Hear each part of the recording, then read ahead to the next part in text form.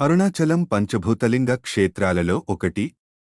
దక్షిణ భారతంలో వెలిసిన పంచలింగ క్షేత్రములలో అగ్నిభూతమునకిది ప్రతీక.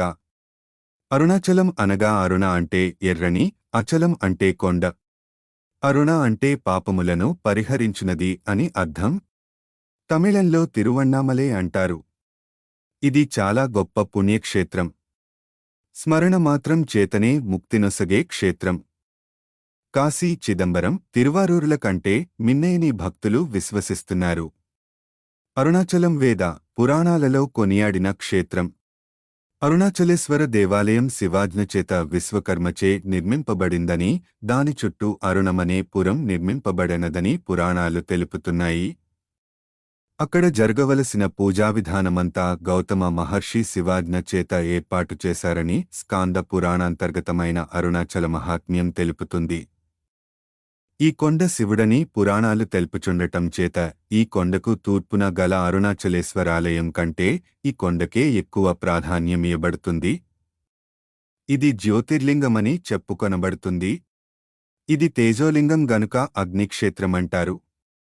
ఈ అరుణాచలం పరమేశ్వరుని జ్యోతిర్లింగ స్వరూపం కావటం వలన దీనిని చుట్టూ ప్రదక్షిణం చేయటం సాక్షాత్తు శివునికి ప్రదక్షిణం అని భక్తుల విశ్వాసం. రమణ మహర్షి దీని ప్రాముఖ్యాన్ని పదేపదే ఉద్ఘోషించి ఉన్నారు.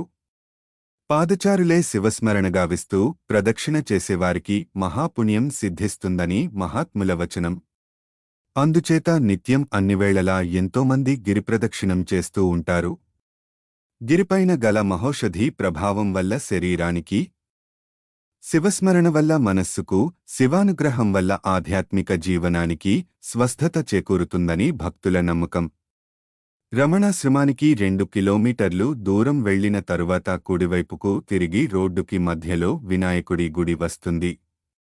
అక్కడ నుండి కొండను చూస్తే నందిలాగా కనిపిస్తుంది. గిరిప్రదక్షిణ మొత్తం 14 కిలోమీటర్లు ఉంటుంది. అందులో దారిలో వచ్చే మొత్తం 8 లింగాలను మనం దర్శించుకుంటూ వెళ్ళాలి.